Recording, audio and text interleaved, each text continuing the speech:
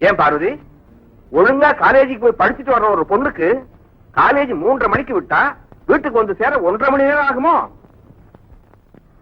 அது வந்துப்பா, என் தோழிங்க எல்லாம் ரொம்ப கம்பல் பண்ணாங்கன்னு காலேஜுக்கு பக்கத்துல இருக்கிற ஹோட்டல்ல காஃபி சாப்பிட போயிருந்தேன்.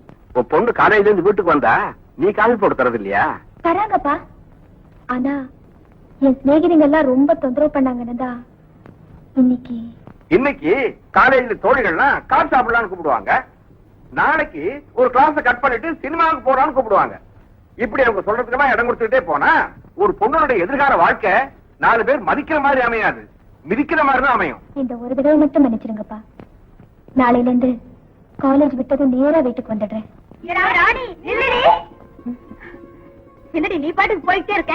வாடி, பழக்கம் போல காசு சாப்பிட்டு போவேன். நான் வரலடி.